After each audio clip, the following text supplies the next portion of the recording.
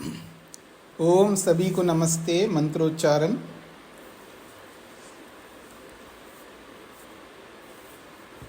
ओम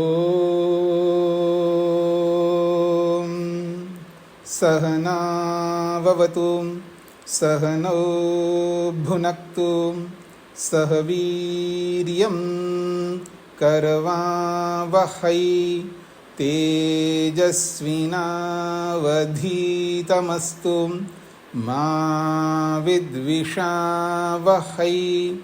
ओम शांति शांति शांति। वेदांत दर्शन की कक्षा संख्या 41 है। प्रथम अध्याय का तीसरा पाद चल रहा है। इस तीसरे पाद के 15 सूत्र पूरे किए। ब्रह्म परमात्मा सृष्टिकर्ता के विभिन्न नामों की चर्चा हो रही है। उस चर्चा में एक नाम आया है दहर। तो दहर नाम ब्रह्म का वाची है। ये प्रसंग चल रहा है। तो दहर नाम ब्रह्म का है, कैसे पता लगेगा? तो कहा है उत्तरेभ्य। आगे जो भी वचन आए हैं उस उपनिषद में, जहाँ दहर शब्द आया है उसके आगे जो भी वचन आए हैं वो सारे वचन ये कहते हैं कि ये दहर ब्रह्म के अतिरिक्त और कोई नहीं हो सकता। फिर 15वें सूत्र में कहा है गति शब्दाभ्याम तथा ही दृष्टम लिंगम च। आत्मा की गति ब्रह्म में होती है। आत्मा गमन करके ब्रह्म के निकट जाता है ज्ञान पूर्वक। गति 3 प्रकार की होती है ना। एक गति स्थान की दृष्टि से होती है, एक काल की दृष्टि से होती है और एक ज्ञान की दृष्टि से। तो यहाँ गति जो आया है ये ज्ञान की दृष्टि से। तो जीवात्मा ज्ञान की दृष्टि से गमन करके प्रतिदिन ब्रह्म के पास जाता है। और ऐसा ही शब्द भी वहाँ पर आया है। और अन्य उपनिषदों में भी ऐसा है दृष्ट लिंग दिखाई देता है। ये 15वें सूत्र में स्पष्ट किया है। अब उसी दहर को ब्रह्मवाची बताने के लिए आगे के भी कुछ सूत्र आ रहे हैं, उनको समझने का प्रयत्न करते हैं। सूत्र संख्या है 16। धृतेश्च महिम्नो अस्य अस्मिन् उपलब्धे। धृतेः च महिम्नः महिम्नः अस्य अस्मिन् उपलब्धेः। ये सूत्र के पद हैं। धृतेः च, धृतेः अर्थात धारणात्, धारण करने से। किसको धारण करने से? जगतो धारणात् अपि। दहरो ब्रह्मात्मा परमात्मा एव सिद्ध्यति।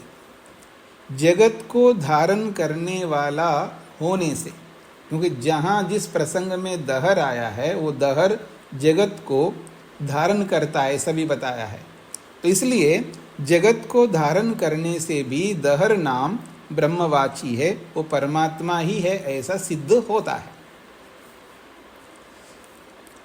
यदत्र प्रकरणे, इस प्रकरण में जगत धारण कर्म अपि तस्य दहरस्य प्रतिपादितम अस्ति। यद अत्र प्रकरणे, जिस प्रकरण में यहाँ दहर को लेकर के बात कही गई है, उसी प्रकरण में जगत धारण कर्म अपि, जगत को धारण करना रूपी जो कर्म है वो कर्म भी तस्य दहरस्य, उसी दहर का कर्म है, ऐसा प्रतिपादितम वहाँ पर वर्णन किया है। जहाँ दहर की चर्चा आई है, दहर जो पीछे सूत्र में स्पष्ट किया है ना, अथ यदस्मिन् ब्रह्मपुरे दहरम पुंडरीकम वेश्म दहरो अस्मिन् अंतः आकाश। ये जो प्रसंग आया है 14वें सूत्र में, यहाँ से प्रसंग प्रारंभ किया है।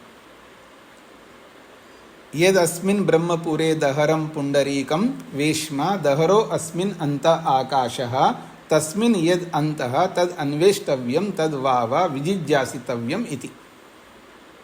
जो इस शरीर रूपी ब्रह्मपुर में दहर नामक छोटा सा पुंडरीकम, जो कमल आकृति का वेश्मा, एक बहुत छोटा सा घर जैसा विराजमान है, वो दहर है। और अस्मिन अंतः, उस छोटे से स्थान के अंदर आकाश भी है, और उस आकाश के अंदर भी वो है, वो दहर है। उसका अन्वेषण करना चाहिए, उसको खोज करके समझना चाहिए, उसको जानना चाहिए। प्रसंग चलाया, उसी को यहाँ पर उद्धृत किया है, दहरा अस्मिन अंत आकाश। यहाँ से प्रसंग प्रारंभ हुआ है। इत्यत्र, यहाँ दहर प्रकृता, इस प्रसंग में दहर का प्रकरण चलाया। इत्यत्र दहर प्रकृता का मतलब है इस प्रसंग में दहर का प्रसंग प्रारंभ किया।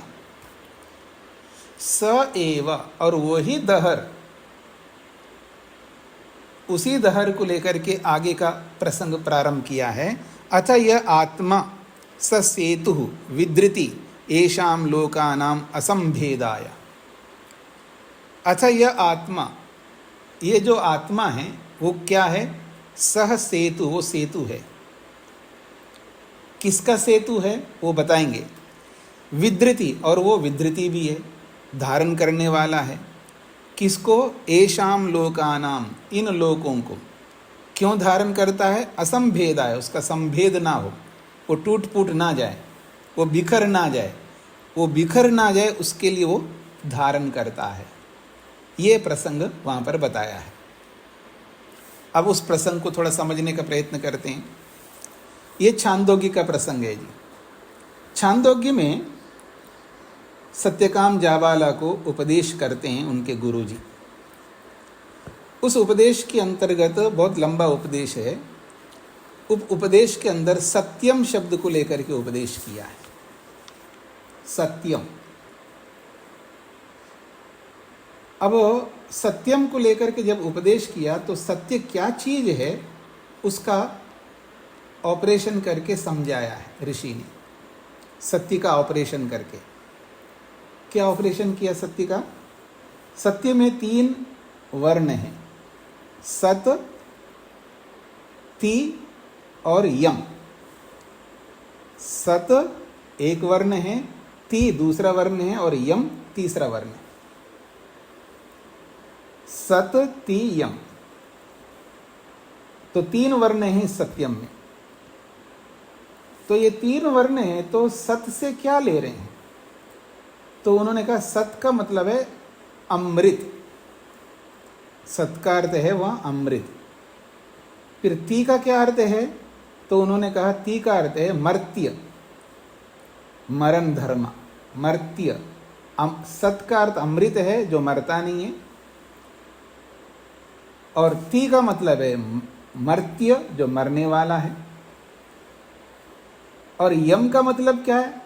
तो जो सत और जो ती है, इन दोनों का नियमन करने वाला है वो यम। इन दोनों को नियमन करने वाला, इन दोनों को धारण करने वाला है। ऐसा एक प्रसंग बताया वहां पर। समझ में आया आप सबको जो मैंने बोला है? नहीं आया ना, तो आपको वो प्रसंग खोल करके देखना होगा। छांदोग्य का प्रसंग आपके पास में उपनिषद है, साथ में रखें आप लोग, खोलिए। बड़ा अच्छा प्रसंग है। मैं भी खोल के आपको बता देता हूं। ये 841 है।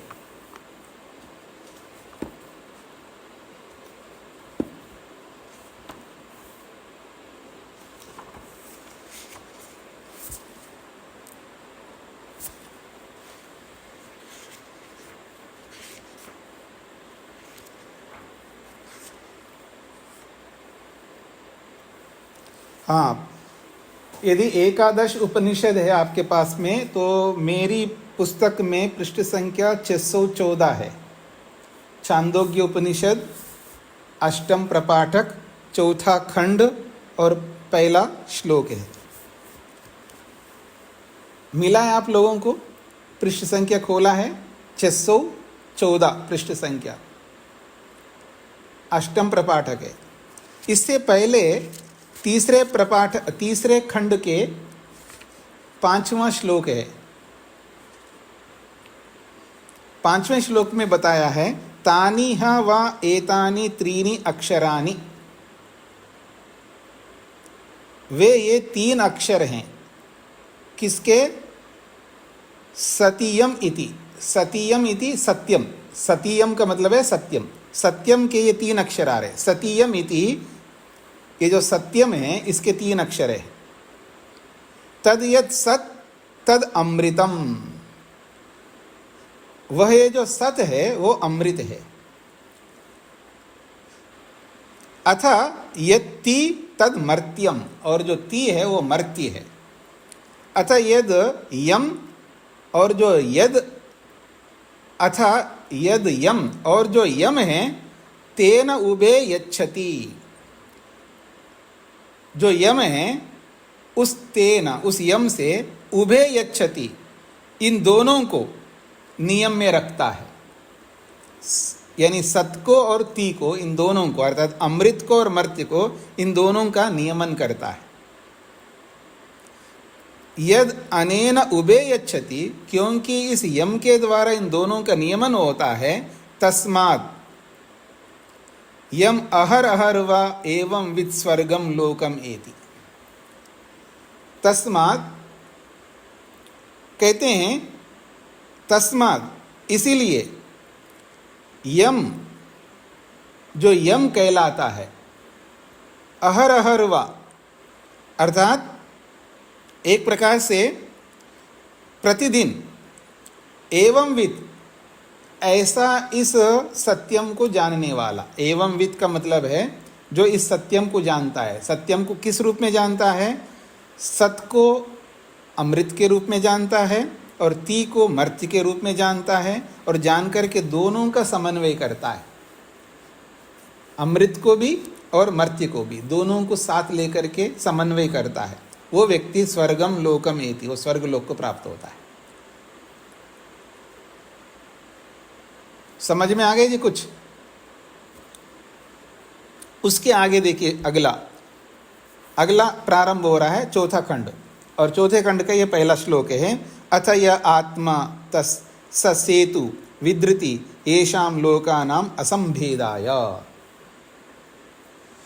अथ यह आत्मा, ये जो आत्मा, तो ये आत्मा कौन है? जहां सत्यम में जो यम बोला है ना, वो ही वो आत्मा है यहां। और जिसको दहर शब्द से बोला है पीछे के प्रसंग में। स सेतु, वो सेतु बना हुआ है। ये आत्मा, ये जो यम रूपी आत्मा है, वो सेतु बना है। किसका सेतु बना है? ये जो सत और ती है, इन दोनों के बीच में पुल बना हुआ है। एक और सत है और एक और ती है, एक अमृत है और एक मर्त्य है। इन दोनों के बीच में वो जो यम है वो सेतु कहते हैं पुल बना हुआ है। क्यों पुल बनाया है? येषां लोकानाम असंभेदाय, इन दो लोकों को बनाए रखने के, जोड़ के रखने के लिए, ये अलग अलग होकर के बिखर ना जाए। एक लोक है सत्यलोक, अमृत लोक, और दूसरा लोक है मर्त्य लोक। इन दोनों को बनाए रखने के लिए सेतु बन करके इन दोनों लोकों को धारण कर रहा है, ऐसा बोला है। अब उपनिषद को हटा दीजिएगा, आगे बढ़िए। अब आइए पुस्तक में, स्पष्ट हो गए जी आपको। अथ यह आत्मा, ये जो आत्मा रूपी दहर है, सह, वो दहर जो आत्मा है वो सेतु है। वो सेतु बना हुआ है। किन का सेतु बना हुआ है? सत और ती का, इन दोनों को जोड़े रखने के लिए। और वही विद्रति है, उन दोनों को धारण करता है। येषां लोकानाम असंभेदाय, ये सभी लोक जो है, इन दोनों के आश्रय से रहने वाले जो लोक है, अमृत के आश्रय में रहने वाले और मर्त्य के आश्रय में रहने वाले जो लोक है, उन सब को असंभेदाय, ये सब भेदित ना हो जाए, ये सब बिखर ना जाए, उसके लिए वो सेतु बन करके उनको धारण कर रहा है। ये प्रसंग है। तो कहते हैं स विद्रिति विधर्ता लोकानाम, सह वो जो आत्मा रूपी दहर है वो कौन है? विद्रिति अर्थात विधर्ता, सब लोगों को धारण करने वाला है। लोकानाम सब लोगों को, सह वह विद्रिति अर्थात विधर्ता, विद्रिति ही विधर्ता है अर्थात प्रत्यय अलग अलग, एक में ति प्रत्यय एक में त्रि प्रत्यय है। तो विद्रिति में क्ति प्रत्यय है और विधर्ता में त्रि प्रत्यय है। तो ये प्रत्यय अलग अलग है लेकिन दोनों का अर्थ एक ही है। इसलिए भाष्यकार ने बोला है ये जो विद्रिति में जो प्रत्यय आया है ना, वो कर्ता को बताने के लिए आया है। कहते हैं कर्तरि तिच प्रत्यय औनादिकः, कर्ता कारक में तिच प्रत्यय आता है और ये प्रत्यय कहाँ का है? ये औनादिक है, उनादि सूत्रों का है।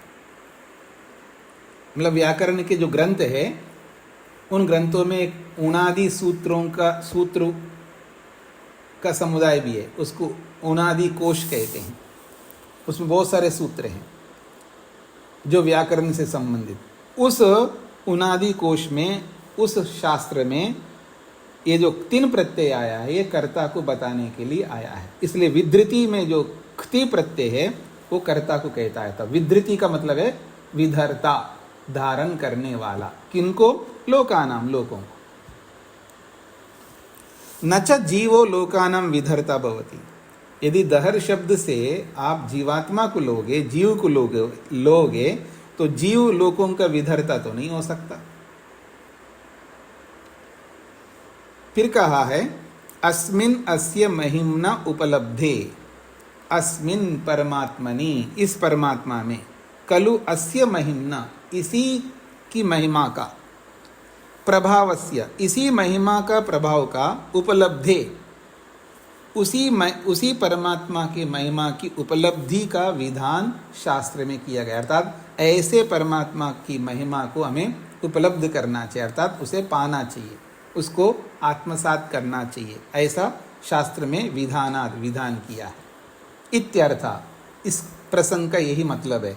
तो इतने बड़े महिमामान जो सेतु बने हुए दहर है उसको उपलब्ध करना चाहिए, उसका दर्शन करना चाहिए, उसका साक्षात्कार करना चाहिए।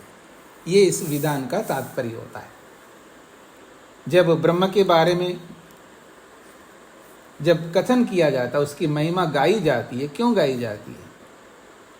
तुम ऐसे हो, तुम ऐसे हो, तुम ऐसे हो, इसलिए गाया जाता है ताकि उसको हम पा सके और हम भी उसको पा करके उसी जैसा बन सके, इसलिए उसकी बढ़ाई करना हो। स्तुति जब की जाती है ना, किसी की भी स्तुति की जाए, उसका एक ही अभिप्राय होता है कि हम भी उस जैसे बन जाए।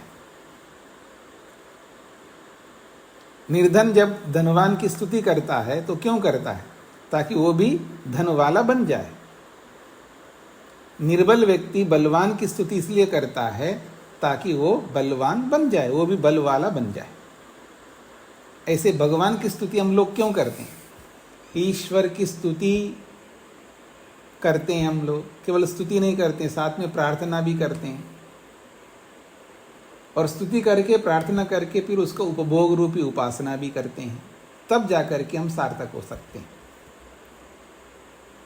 केवल स्तुति करते रहो, प्रार्थना नहीं करो, फिर प्रार्थना करके उसको पा करके उपासना नहीं करो, उसका उपभोग ना करो, तो स्तुति करना व्यर्थ हो जाएगा। ये इसका तात्पर्य है। आगे बढ़ रहा हूं जी मैं। तद यथा, जैसा कि बृहदारण्यक उपनिषद में भी कहा है। क्या? एतस्य व अक्षरस्य प्रशासने गार्गी। बृहदारण्यक उपनिषद का मतलब है जहां याज्ञवल्क्य और गार्गी का संवाद हुआ है। हे गार्गी, एतस्य व अक्षरस्य प्रशासने, इसी अक्षर रूपी ब्रह्म के प्रशासन में, सूर्या चंद्रमसो विद्रितो तिष्ठता, सूर्य और चंद्र धारण किए हुए रहते हैं। ये प्रसंग इसलिए दिया है, यहाँ वहां अक्षर को लेकर के बोला है और यहाँ दहर को लेकर के बोला है। जहां अक्षर को लेकर के बोला वो भी ब्रह्म है, और यहाँ दहर को लेकर के उन सबको धारण करता है बोला, तो ये दहर भी ब्रह्म है। जब अक्षर ब्रह्म है तो दहर भी ब्रह्म है। इसको समझाने के लिए ये प्रमाण दिया है। एतस्य व अक्षरस्य प्रशासने गार्गी, याज्ञवल्क्य कहता है, हे गार्गी, इसी अक्षर रूपी ब्रह्म के शासन में, प्रशासन में, सूर्या चंद्रमसो, सूर्य और चंद्रमा दोनों विद्रितो तिष्ठता, धारण किए हुए रहते हैं। एष सर्वेश्वरा, उसी अक्षर को कहा जा रहा है एष सर्वेश्वरा, वो सर्वेश्वर है, वो सबका स्वामी है। एष भूताधिपति ही, और वही समस्त भूतों के अधिपति है। समस्त भूत, चाहे जड़ चेतन जितने भी भूत हैं, उन समस्त भूतों के वो अधिपति है, स्वामी है, मालिक है।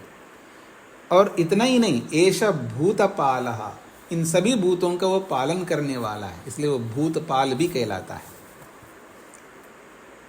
और एष सेतु विधरणम,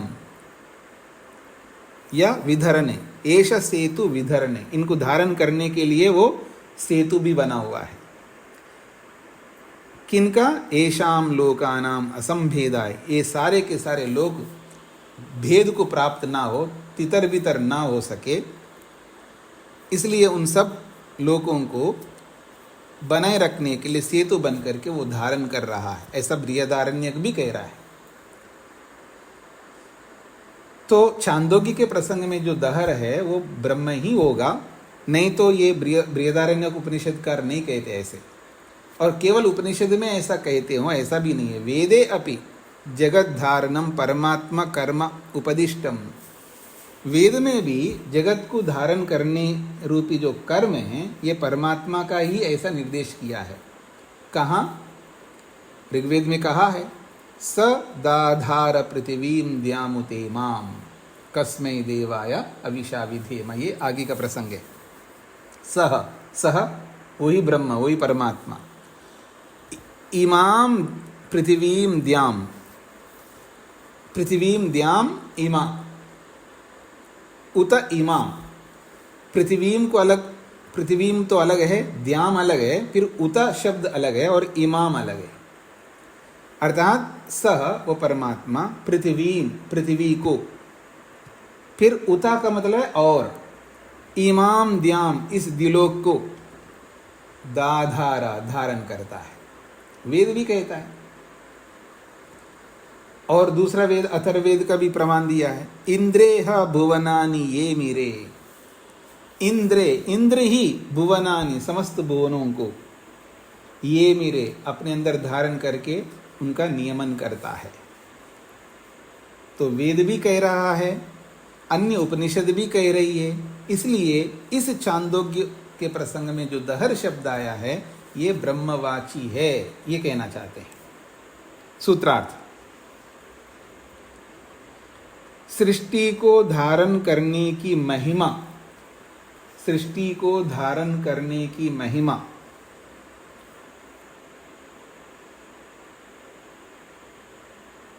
सृष्टि को धारण करने की महिमा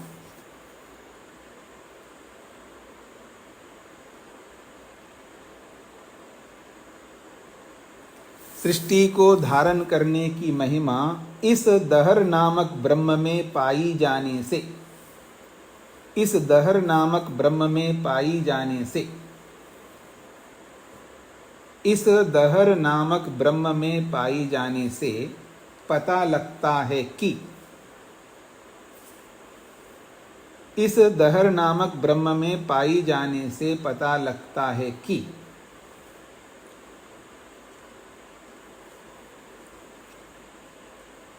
इस दहर नामक ब्रह्म में पाई जाने से पता लगता है कि दहर नाम ब्रह्म का ही है, दहर नाम ब्रह्म का ही है।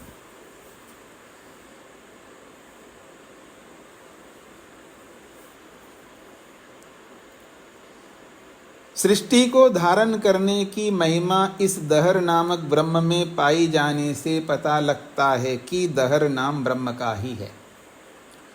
गायत्री जी को क्या कहना है? नमस्ते स्वामी जी।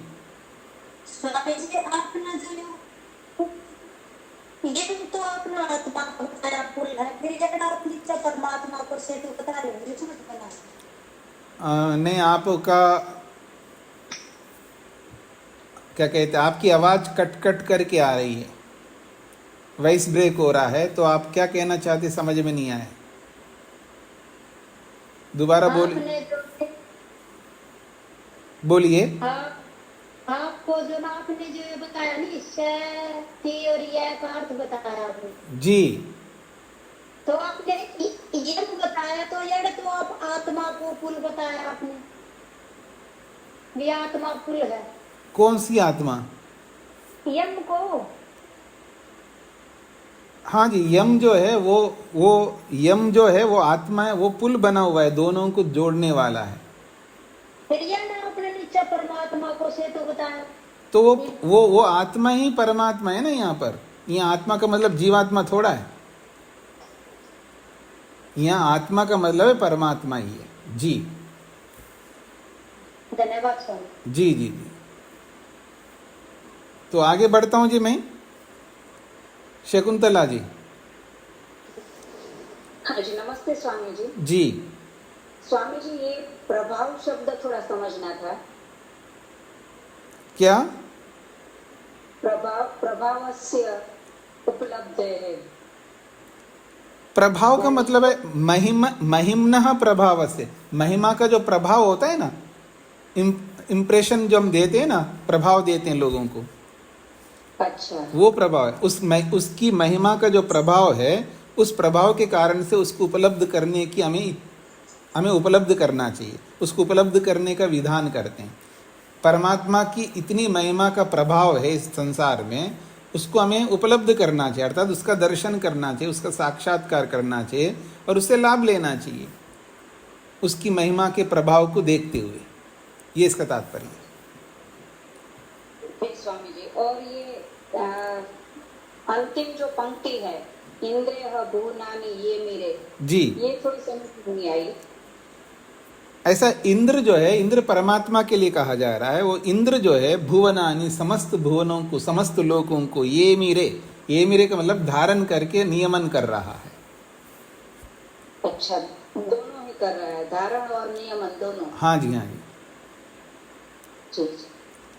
ठीक है स्वामी। वैसे तो सीधा सीधा शब्द का ये मेरे का अर्थ है नियमन करता है। नियमन तभी करता है जब उनको धारण करेगा, बिना धारण किए नियमन कैसे कर पाएगा? अरे उसके कंट्रोल में होंगे तभी तो नियमन करेगा ना। तो कंट्रोल में है ही है, सभी उसी के अंदर है, वो धारण भी कर रहा है और नियमन भी कर रहा है। जी जी जी स्वामी जी। अगला सूत्र है जी 17वां सूत्र। 17वां सूत्र कहता है प्रसिद्धेश्च, प्रसिद्धेह च। तो कहते हैं प्रसिद्धेह च यो अयमत्र दहर आकाशः परमात्म वर्णिता सो अन्यत्र अध्यात्म ग्रंथे आकाश नामना प्रसिद्धः। यो अयम अत्र दहर आकाशः, जो यहाँ इस प्रसंग में, छांदोग्य के प्रसंग में कहा ना, जो दहर नामक आकाश है, ठीक है, और वो परमात्मा का नाम है, ये जो बोला है। तो यो अयम अत्र दहर आकाश, दहर नामक एक छोटा सा अवकाश के रूप में जो बताया गया है परमात्मा को, ऐसा जो वर्णन यहाँ इस छांदोग्य के प्रसंग में वर्णन किया है, सह यही प्रसंग अन्यत्र अध्यात्म ग्रंथे, दूसरे ग्रंथ में भी, अर्थात दूसरी उपनिषद में भी आकाश नामना प्रसिद्ध, वो आकाश के नाम से प्रसिद्ध है। तद यथा, जैसा कि उदाहरण दे रहे हैं, कहाँ प्रसंग है, कहाँ प्रसिद्ध है आकाश के नाम से? कोई एव अन्यात् कह प्राण्यात् यद एषा आकाश आनंदो न स्यात्। ये वचन पीछे आया हुआ है पहले पाद में, किसी को याद है कहाँ आया है? इतना प्रसिद्ध, इससे एकदम इसको वचन को देखते ही याद आना चाहिए। परमात्मा के विभिन्न नामों में एक नाम की चर्चा पहले पाद में किया है, आकाशः। आकाश नाम ब्रह्म का है, उस प्रसंग में यही वचन तो आया था। आप लोग विशेष लोग हैं जी। देखिएगा, ये पहले पाद का 22वां सूत्र है, आकाशः तल्लिंगात्। आकाशः तल्लिंगात्, ये सूत्र है, आकाशः तल्लिंगात्। इसमें ये वचन आया है। पहले पाद के 22वां सूत्र निकाल के देखिएगा, निकाला है आप लोग? तो इसमें दिया है ना, को ही एव अन्यात् कः प्राण्यात् यदि एषा आकाश आनंदो न स्यात्, आया ना। तो कैसे भूल जाते हैं आप लोग मुख्य प्रसंगों को? आवृत्ति ज्यादा किया करें। तो आइए वापस प्रसिद्धेश्च सूत्र में। तो कहते हैं कोई एव अन्यात् कः प्राण्यात् यदि एषा आकाश आनंदो न स्यात्। अब इस वाक्य का मैं अर्थ ना करूं तो चलेगा? नहीं चलेगा ना। हाँ, क्यों चलेगा जी? मतलब मेरे को ही मेहनत करना है, आपको थोड़ा करना है। ठीक है जी, आपको मेहनत नहीं करना है, मेरे को करना है। तो कह रहे हैं को ही एव अन्यात्, कौन जी सकता है। को का मतलब है कौन, ही निश्चित रूप से, अन्यात् जी सकता है, यानी कौन जी सकता है। और फिर कहा कह प्राण्यात्, कौन सांस ले सकता है, कौन जी सकता, कौन प्राण ले सकता। यदि एषा आकाश आनंदो न स्यात्, यदि आकाश रूपी आनंद नहीं होता, आकाश रूपी आनंद में परमात्मा ब्रह्म नहीं होता, तो कौन सांस ले सकता है, कौन जी सकता है, ये बात कही गई है। तो वहां आकाश शब्द ब्रह्म को कहा है, यानी आकाश बोला है उस ब्रह्म को। आकाशो वै नाम रूपयोर निर्वहिता, छांदोग्य में भी आकाश बोला है उसको। आकाशो वै नाम रूपयो निर्वहिता।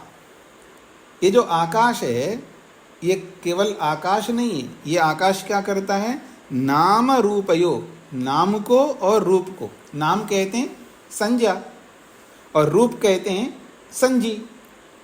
तो संज्ञा संजी अर्थात नाम और नामी, इन दोनों को निर्वहिता अपने अंदर धारण करके उनका पालन पोषण कर रहा है। देखिएगा, आपका क्या नाम है? मनुष्य नाम है। हाँ, याद रखना, आपका नाम है मनुष्य, और आपके नाम मनुष्य रूपी नाम का और आप मनुष्य रूपी व्यक्ति का, दोनों का वहन कर रहा है परमात्मा, अपने अंदर धारण किया हुआ है और आपको निरंतर रक्षा कर रहा है, पालन कर रहे हैं ना, आपको सांसें दे रहा है, आपको जीवित रख रहा है। और क्या चाहिए आपको? कोई एवं अन्यात्, कौन जी सकता है, कौन सांस ले सकता है। यदि आपके अंदर बैठ करके आपको निरंतर सांस नहीं दे रहा हो, आपको जीवित नहीं रख रहा हो, कौन जीवित रह सकता है, कौन सांस ले सकता है, यदि आकाश रूपी आनंद परमात्मा नहीं होते। फिर कहा है बृहदा छांदोग्य में, आकाशो वै नाम रूपयो निर्वहिता। ये जो आकाश रूपी ब्रह्म परमात्मा है, ये नाम और नामी, संज्ञा और संजी, इन दोनों को निर्वहिता, इनका वहन कर रहा है, अर्थात इनको धारण करके इनका पालन पोषण कर रहा है। वेदे अपि, और वेद में भी कहा है, ऋचो अक्षरे परमे व्योमन यस्मिन् देव अधि विश्वे निषेधु। ये अनेक बार आया है, आया नहीं आया? अब इसको बताने की आवश्यकता नहीं। तो इसमें भी अक्षर शब्द से उस ब्रह्म को बोला है। तो तस्माद अत्र दहर आकाश परमात्मा एव, इसलिए ये दहर नामक जो आकाश है ये परमात्मा ही है, ऐसा समझ लेना चाहिए। सूत्रार्थ। और जो ब्रह्म इस उपनिषद में दहर आकाश के रूप में वर्णित है, और जो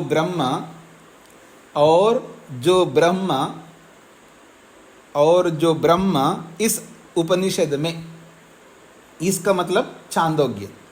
और जो ब्रह्म इस उपनिषद में दहर आकाश के रूप में वर्णित है, और जो ब्रह्मा इस उपनिषद में दहर आकाश के रूप में वर्णित है, वही दूसरी उपनिषद में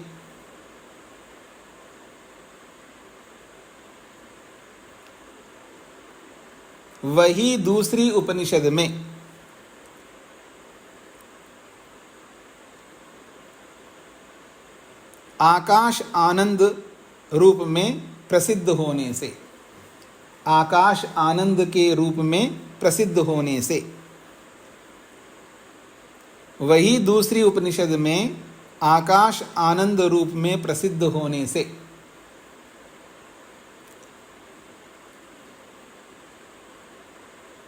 वही दूसरी उपनिषद में आकाश आनंद रूप में प्रसिद्ध होने से दहर नाम ब्रह्म का ही है, दहर नाम ब्रह्म का ही है, दहर नाम ब्रह्म का ही है। और जो ब्रह्म इस उपनिषद में दहर आकाश के रूप में वर्णित है, वही दूसरी उपनिषद में आकाश आनंद रूप में प्रसिद्ध होने से दहर ब्रह्म का ही नाम है, या दहर ब्रह्म वाची, जो भी कहे, दहर ब्रह्म का ही नाम है, ऐसा लिख सकते हैं। ठीक है, आगे बढ़ता हूं जी। 18वां सूत्र, इतर परामर्शात् स इति चेत न असंभवात्। प्रश्नकर्ता प्रश्न कर रहा है और समाधान भी इसी सूत्र में, इसी सूत्र में प्रश्न भी और समाधान भी। इतर परामर्शात् स इति चेत, यहाँ तक प्रश्न है। इतर परामर्शात् स इति चेत, ये प्रश्न है, तो उत्तर है असंभवात्। असंभवात् मतलब वो इतर नहीं हो सकता, इतर से जीवात्मा। इतर परामर्शात् का मतलब इतर का संबंध होने से, अर्थात जीवात्मा का उस प्रसंग में संबंध होने से स जीवात्मा ही, इति चेत ऐसा कहे तो असंभवात्, वो जीवात्मा नहीं हो सकता, असंभव है, जीवात्मा अर्थ वहाँ नहीं हो सकता। आइए, इतर परामर्शात्, परामर्श का अर्थ यहाँ संबंध है, याद रखना। इतरस्य परामर्श इतर परामर्श, इतर का परामर्श को इतर परामर्श कहते हैं। इतर परामर्श में समास है, समास को खोल के समझा है। इतरस्य परामर्श इतर परामर्श, इतरो ब्रह्मणो भिन्न। इतर का मतलब है जो ब्रह्म से भिन्न है, अर्थात जीव। वो इतर भिन्न कौन है? वो जीव है। तस्य परामर्शात्, उस जीव का परामर्श होने से, अर्थात उस जीव का संबंध होने से। इतर एव अत्र जीव, सा का मतलब है इतर एव अत्र जीव, वो इतर शब्द से यहाँ इस सूत्र में जीव को लिया है। इति चेत, तो वहाँ जीव का संबंध है उस दहर के साथ, तो उसको जीव क्यों ना माना जाए? इति चेद उच्चेता, ऐसा कोई कहे तो कहते तत् न वक्तव्यम, ऐसा बिल्कुल नहीं कह सकते। ऐसा कैसे कह सकते? जीव का संबंध होने मात्र से दहर जीव हो जाए, ऐसा कैसे हो सकता है? कुतः, क्यों नहीं हो सकता है? कह रहे असंभवात, संभव ही नहीं है। भले किसी का संबंध हो वहाँ पर, यूं तो उस दहर के साथ सब लोकांतरों का संबंध दिखाया ना, उन सब लोगों को धारण करता है वो दहर, तो लोगों का भी संबंध है और जीव का भी संबंध है। जीव कहाँ जाएगा? जब लोक आएंगे तो लोक में जीव भी तो आएगा ना, उसका भी संबंध जुड़ेगा। संबंध मात्र से दहर शब्द से आप जीव नहीं ले सकते। क्यों नहीं ले सकते? असंभवात्। नहीं ये धर्मा दहरस्य उक्ताः, क्यों नहीं कह सकते जी? तो कह रहे हैं न ही ये धर्मा दहरस्य उक्ता, जो दहर के धर्म वहां पर कहे गए हैं, ते वो धर्म तत्र इतरस्मिन् जीवे न संभवन्ति। ये न जो शब्द है ना, उसको अंत में जोड़ना है। नहीं संभवन्ति, संभव बिल्कुल नहीं हो सकते। जो दहर के धर्म उस प्रसंग में कहे गए हैं, वो सारे के सारे धर्म इस इतर रूपी जीव में संभव नहीं हो सकते। तस्मात्, इसीलिए दहर जीव नहीं हो सकता। कथं च स इतर परामर्श,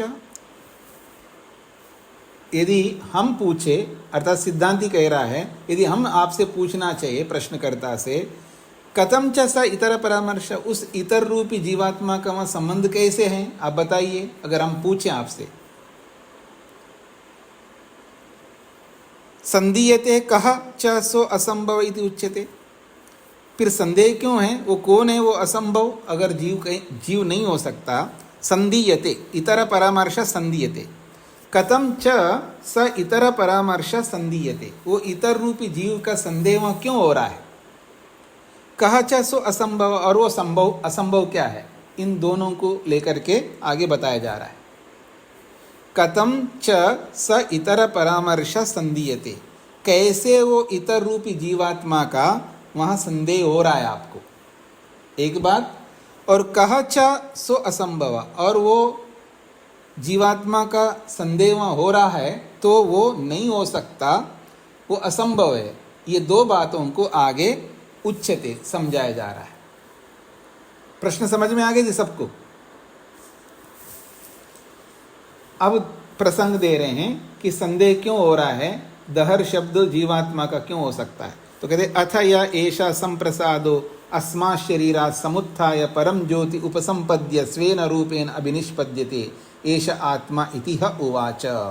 ये पीछे आ चुका है। अथ य एष संप्रसादा, मैंने बोला था ना, ये जो संप्रसाद जीवात्मा को भी बोलते हैं, यह जो संप्रसाद रूपी जीव है, शरीरधारी है, अस्मा शरीरा समुत्थाय, इस शरीर से बाहर निकल करके। कब, साधारण हम लोग जैसे निकलते उनके लिए नहीं बोला जा रहा है। जो अविद्या को समाप्त कर लेता है, समाधि पा करके ईश्वर का दर्शन जीते जी मुक्ति जैसा अनुभव कर लेता है, वो व्यक्ति। तो अथ यह एष संप्रसादा, ये जो संप्रसाद जो जीव है, संप्रसाद हर जीव को नहीं कहते हैं, संप्रसाद उसको कहते हैं जो अविद्या को भस्म कर लेता है, जो ईश्वर, क्योंकि संप्रसाद वास्तव में ईश्वर को कहते हैं। तो ईश्वर जैसा जो बन जाता है उसको भी ईश्वर के संयोग से उसको भी संप्रसाद कहते हैं। ऐसा जो संप्रसाद है, जब अस्मा शरीरा समुत्थाया, इस मर्त्य रूपी शरीर से बाहर निकलता है, तब क्या करता है, परम ज्योति उपसंपद्य, वो परम ज्योति ब्रह्म के साथ जुड़ जाता है। ये यूं कहिए मोटी भाषा में, उसमें विलीन होता है और वहाँ ईश्वर के साथ विलीन होकर के क्या वो करता है, स्वेन रूपेण अभिनिष्पद्यते, अपने निज स्वरूप में प्रकट होता है। और वो जो अपने निज स्वरूप में जो प्रकट होता है वो कौन है, एष आत्मा, वो आत्मा है। इति ह उवाचा, ऐसा ऋषि ने उसको समझाया है। अत्र जीवात्मना परामर्श संदीयते, यहाँ इस प्रसंग में जीवात्मा का संबंध है ऐसा संदेह होता है इस वचन में। अत्र संप्रसादो जीवो लक्ष्यते, यहाँ इस वचन में संप्रसाद तो जीव को लक्षित किया जा रहा है ऐसा लगता है।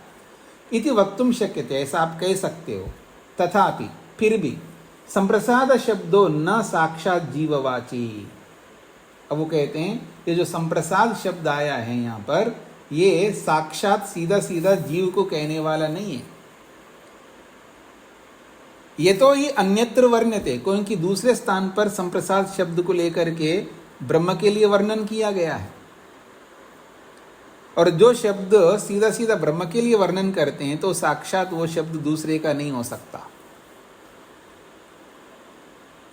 आप मेरी ओर देखेंगे एक बार, देखा करें ना, क्यों जी। ये जो वायु है, ये जो अग्नि है, ये जो सूर्य है, ये जो चंद्र है, ये सारे शब्द साक्षात इन पदार्थों के हैं, जड़ पदार्थों के नहीं। फिर किसके साक्षात? ओम तदेवाग्निस्तदादित्यस्तद्वायुस्तदु चंद्रमाः तदेव शुक्रम तद्ब्रह्म त आपः स प्रजापतिः। ये वेद मंत्र है यजुर्वेद का, याद आ रहा है? पढ़ते हैं आप लोग मंत्रों को। ओम तदेवाग्निस्तदादित्यस्तदु वायुस्तदु चंद्रमाः तदेव शुक्रम तद्ब्रह्म त आपः स प्रजापति। ये सारे नाम ब्रह्म के बताए गए। तदेवाग्नि, उसी ब्रह्म को अग्नि कहते हैं। ऐसे तो ऐसे ही यहाँ पर बोला जा रहा है कि संप्रसाद शब्दों न साक्षात जीववाची, ये संप्रसाद शब्द साक्षात सीधा सीधा जीव को कहने वाला नहीं है, ये तो ही अन्यत्र वर्ण्यते, क्योंकि दूसरे स्थान पर वर्णन किया है परमात्मा को लेकर के। देखिए वो वर्णन कर रहे हैं, स व एषा एतस्मिन् संप्रसादे रत्वा चरित्वा, स व एषा, वह ये जो जीव है, एतस्मिन् संप्रसादे, इस संप्रसाद रूपी ब्रह्म में, रत्वा रमन करके, चरित्वा विचरण करके, संप्रसादो जीवा इति, तब जाकर के वो संप्रसाद रूपी जीव बनता है। तो यहाँ एतस्मिन् संप्रसाद, इस संप्रसाद रूपी ब्रह्म में रत्वा रमन करता है, चरित्वा विचरण करता है। तो यहाँ साक्षात संप्रसाद ब्रह्मवाची है। जब उसमें रमन करता है, उसमें विचरण करता है, तब जाकर के ये संप्रसाद बनता है, उसके बिना नहीं। पता नहीं आपको क्या समझ में आया। अगर कोई ईश्वर में रमन कर रहा है, इसका तात्पर्य क्या है? उसकी आज्ञा का पालन कर रहा है, वो जैसा कहता है वैसा चलता है, यही उसमें रमन करने का मतलब है।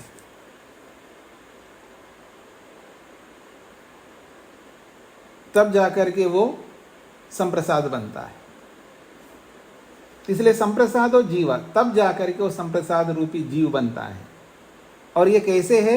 तास्त्योपाधिना एव कथयितुम अर्हति। ये तास्त्योपाधि से कहा जाता। तास्त्योपाधि का मतलब होता है उसमें रहता है, अर्थात उस संप्रसाद में रमन करता है, इसलिए उसको, उसके कारण से इसको भी संप्रसाद कहते हैं। इसको तास्त्योपाधि कहते हैं। तस्मिन् स्थितः तास्त्य, यानी उस ब्रह्म में स्थित होकर के, ब्रह्मनिष्ठ होकर के, ब्रह्म जैसा आचरण करता है, इसलिए उसको संप्रसाद कहते हैं। शरीरात् समुत्थाय, शरीर से बाहर निकल करके, इति अनेन संदेयो जीवस्य भवेत्, शरीर से बाहर निकलता है, इससे संदेह तो हो रहा है जीव ही वहां पर है। किंतु अत्र सूत्रकारः स्वयं, यहां सूत्रकार स्वयं, सूत्रकार का मतलब है वेद व्यास जी, स्वयं नहीं, स्वयं नहीं, स्वमतम, किंतु अत्र सूत्रकार स्वमतम, यहां सूत्रकार वेद व्यास जी स्वमतम, अपना मत, परामर्शम, अपने परामर्श को उपरिष्टाद विशदीकरिष्यति, आगे चल करके स्पष्ट करेंगे। आगे का मतलब है 20वें सूत्र में। किमर्थो अयम परामर्श, ये परामर्श, ये संबंध क्यों है? केवलम परामर्श उपलम्भाद एव नेदम मंतव्यम, केवलम परामर्श उपलम्भाद, केवल जीवात्मा का वह संबंध उपलब्ध होने मात्र से न इदम मंतव्यम, उसको ऐसा नहीं मानना चाहिए, यह दहरो जीवो अस्ति, जिससे कि दहर जीवात्मा है, वहां पर जीवात्मा का वह परामर्श होने मात्र से, वहां जीवात्मा का परामर्श उपलब्ध होने मात्र से ऐसा नहीं मानना चाहिए कि वहां दहर जीव है। किंतु दहरस्य ये धर्म, दहर के जो धर्म हैं वहां बताए गए हैं। कौन से? अपहत पापमत्वात्, अपहत पापमत्वादया, अपहत पापमा, अपहत पापमा का मतलब है जिसके पाप निकल गए, अर्थात जिसमें पाप ही नहीं रहते, इसका तात्पर्य। अपहत पापमा का मतलब है वो पापों से सर्वतः मुक्त है, इत्यादि। वहां बहुत सारे धर्म अभिहिता बताए गए हैं। ते, जैसे कि वो कौन है? यह आत्मा, जो आत्मा कैसा है? अपहत पापमा, जिसके अंदर पाप का गंध भी नहीं रहता है। विजरह, जो कभी जरा को प्राप्त नहीं होता है। विमृत्यु, कभी वो मृत्यु को प्राप्त नहीं होता है। विशोकः, वो कभी शोक को प्राप्त नहीं होता है। विजिगित्सः, वो कभी भूख को प्राप्त नहीं होता, अर्थात उसको कभी भूख नहीं लगता। अपिपासा, जिसको कभी प्यास नहीं लगती। और वो कैसा है? सत्य काम वाला है, उसकी सारी कामना सत्य होती हैं। और सत्य संकल्पा, वो जो भी संकल्प करता है, जो भी कर्म करता है वो सत्य ही करता है, ऐसा वो जो आत्मा है सो अन्वेष्टव्य, उसका अन्वेषण करना चाहिए हम सबको, उसको खोजना चाहिए हमें। कहाँ मिलता है उसको खोजना चाहिए। स विजिज्ञासितव्य, उसको हमें जान लेना चाहिए। ये प्रसंग है वहां पर। एते धर्म न जीवे संभवंती, ये जितने भी धर्म बताए यहाँ पर, ये जीव में संभव नहीं है। वो आत्मा तो है जरूर, लेकिन अपहत पापमा नहीं है, पापों से सर्वथा निर्लिप्त है, ऐसा नहीं है। और वो कभी जरा को प्राप्त नहीं होता, ऐसा नहीं है। वो कभी मृत्यु को प्राप्त होता, ऐसा नहीं है, क्योंकि वो पापी भी बनता है, जीवात्मा पापी माना जाता है, और वृद्धावस्था को जरा को भी प्राप्त होता है, और उसकी मृत्यु भी होती है, वो शोकग्रस्त भी होता है, उसको भूख भी लगती है, प्यास भी लगती है, और वो सत्य काम वाला तो होता नहीं है, सत्य संकल्प वाला भी नहीं होता है। तो ये सारे धर्म जीव में घटित नहीं होते। तो ये ते धर्म न जीवे संभवंती, ये सारे के सारे धर्म जीव में संभव नहीं है। तस्मात् न जीवो अत्र दहर आकाशा किंतु परमात्मा एव अस्ति, इसलिए यहाँ दहर जीव नहीं हो सकता, वो परमात्मा ही होता है। सूत्रार्थ, इस दहर के प्रसंग में, इस दहर के प्रसंग में, इस दहर के प्रसंग में जीव का संबंध होने से, इस दहर के प्रसंग में जीव का संबंध होने से, इस दहर के प्रसंग में जीव का संबंध होने से, इस दहर के प्रसंग में जीव का संबंध होने से वह दहर जीव है, वह दहर जीव है ऐसा कोई कहे तो, वह दहर जीव है ऐसा कोई कहे तो, वह दहर जीव है ऐसा कोई कहे तो नहीं कह सकते। वह दहर जीव है ऐसा कोई कहे तो नहीं कह सकते। वह दहर जीव है ऐसा कोई कहे तो नहीं कह सकते, क्योंकि उस दहर में कहे गए धर्म, क्योंकि उस दहर में कहे गए धर्म, क्योंकि उस दहर में कहे गए धर्म, क्योंकि उस दहर में कहे गए धर्म जीव में संभव ना होने से, क्योंकि उस दहर में कहे गए धर्म जीव में संभव ना होने से, इस दहर के प्रसंग में जीव का संबंध होने से वह दहर जीव है ऐसा कोई कहे तो नहीं कह सकते, क्योंकि उस दहर में कहे गए धर्म जीव में संभव ना होने से। ठीक हो गए जी? किसी का कोई प्रश्न है? सरस्वती जी। नमस्ते स्वामी जी। जी स्वामी जी, इधर संप्रसाद का अर्थ बताइए। मतलब शब्द, शाब्दिक अर्थ। जी जी। संप्रसाद का मतलब है सम्यक रूपेण प्रसीदति, सम्यक अच्छी प्रकार से प्रसन्न रहता है, उसको संप्रसाद कहते हैं। जी।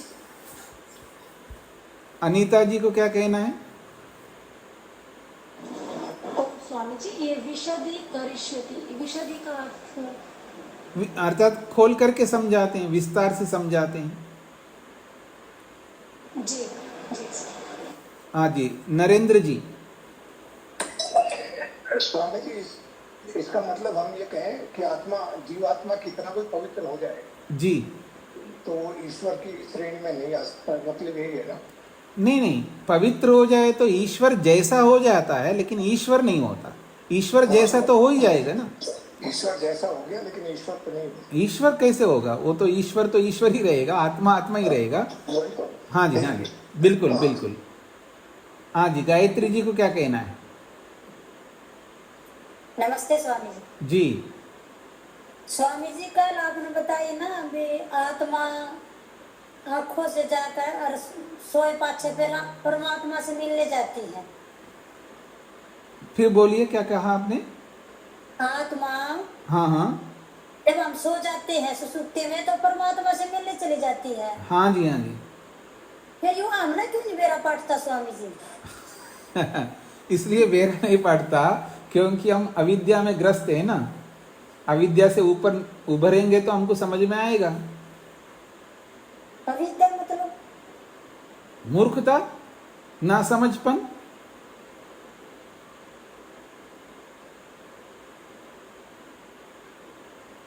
नहीं पकड़ में आया? अच्छा, मूर्खता नहीं समझ में आती है। मूर्खता किसको कहते हैं? मोह, राग, द्वेष, ये सब हमारे में विराजमान, इसलिए हम नहीं समझ पाते हैं। ये मूर्खता है स्वामी जी। हाँ, यही तो मूर्खता है ना। और किसको कहते हैं मूर्खता? मतलब कि जब उल्टे सीधे काम करो ना कहते हैं मूर्खता। उस नहीं, उल्टे सीधे काम उस मूर्खता के कारण से करते हैं ना।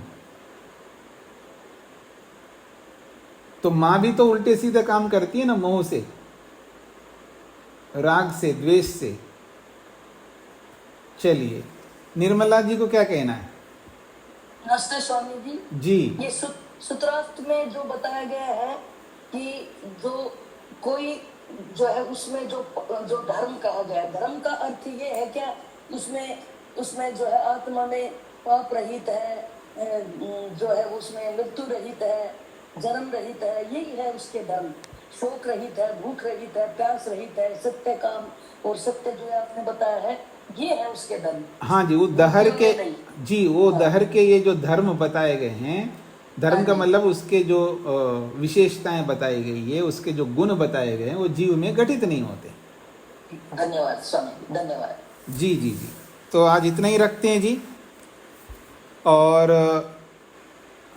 आप में से काफ़ी लोगों का ये मन है कि दिल्ली में होने वाले बहुत बड़ा प्रोग्राम देखें, क्योंकि ये 150 साल का बना रहे हैं, बड़ा प्रोग्राम है। मोदी जी भी आने वाले हैं, ऐसा सुना है। उस प्रोग्राम में 4 दिन चलेगा। वैसे भी 2 दिन आपकी छुट्टी रहेगी, यानी कल तो वैसे भी अवकाश है हमारा और रविवार का भी अवकाश है। 2 अवकाश तो वैसे ही है, तो 2 अवकाश अतिरिक्त ले लीजिएगा। जो वहाँ जा सकते हैं तो अच्छी बात है, जा करके देखें उसको साक्षात। और जो जा नहीं सकते वो टीवी में देख लें, क्योंकि टीवी में आए। टीवी का मतलब है आर्य संदेश नाम से एक चैनल है, यूट्यूब चैनल। उस आर्य संदेश यूट्यूब चैनल में वो लाइव आएगा, तो उसमें देख लेना, आप लोग आनंद ले लेना। और जो ना जाना चाहते हैं, नहीं देखना चाहते हैं, वो लोग इनकी आवृत्ति करें, पीछे को दोहराएं। अच्छा अवसर मिल रहा है 4 दिन का, टाइम वेस्ट नहीं करना है। तो सबके लिए शुभकामनाएं।